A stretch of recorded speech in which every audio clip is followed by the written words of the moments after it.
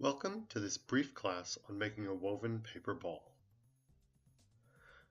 This is what the ball looks like. You can make it in any size and you can use it for a variety of different things. You'll need 4 strips of paper and the size of your ball will be determined by the width of your paper.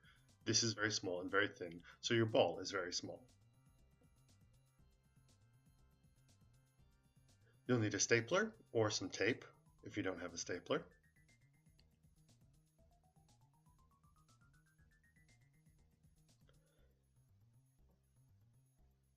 You need to take the paper strips and overlap them just a little bit on the end.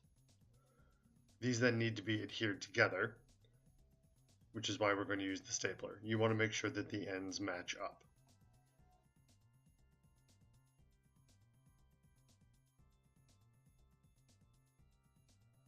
Then secure them together. The staple is going to be hidden inside the ball in this case, so the tape will be as well.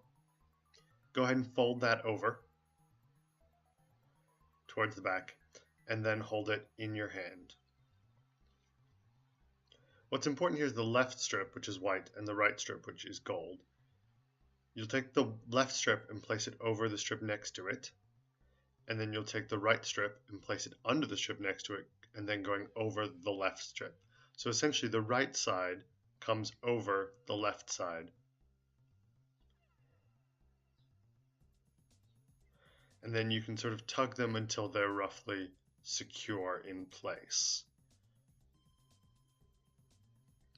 You'll be able to adjust this as you go along, so don't worry too much.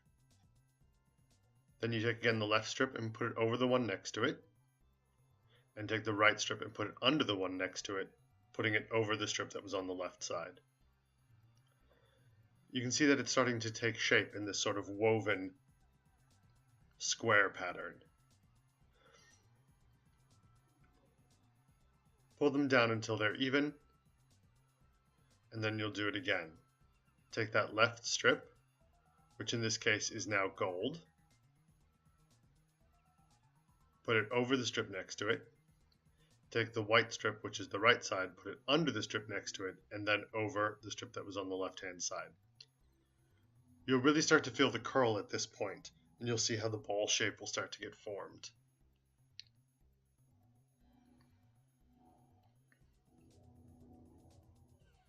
You can start tucking that back bit in a little bit to ensure that it goes in where it should. Do not worry if you have to do this a couple of times if you mess up and start from the beginning. It's always the same pattern. You always take the left strip, put it over the strip next to it, take the right strip, put it under the strip next to it, and then over top of the strip that was on the left. So in total you'll do this about 5 times till you get your ball shape.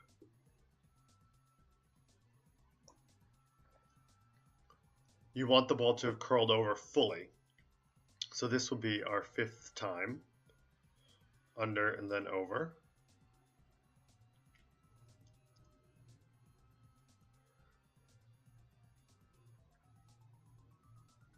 And if you pull them tight, you get this sort of square of color where they're woven together. And what you'll do at this stage, you can see that it is actually quite good as a ball. And it's tucked in, and you can no longer see that end point. We'll start to actually weave those strips through along the color where they'd been before.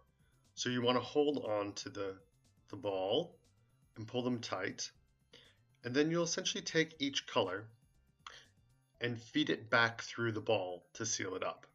So the white will follow the white, the red, the green, the green, the gold, the gold. So you just follow that white strip. So just going ahead and tucking it underneath the green one, and this will start to seal the ball. So you don't actually require anything else. And you'll take the gold one and do the same. Pull it through. Do each strip one at a time. It will help you adjust the size of the ball. And then the green one goes under the red here. If you have any trouble feeding it back through, if your ball is too tight, go ahead and take a scissors and trim the end into a little point. So just by removing a bit. And then you can feed it through quite easily. And every time you put it through, you can just give it a little tug the ball will start to form a shape. You don't want to pull it too tight, otherwise you won't be able to feed the rest through, and it won't have that sort of nice springy quality to it. So go ahead and feed the red through. See, this one's a little bit more difficult because I pulled the white a little too tight. But I should be able to just get that through. Yeah, there we go.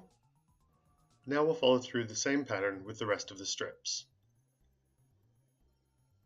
You only have to go through a couple of times, and when we get towards the end, I'll show you how to put the last pieces into place.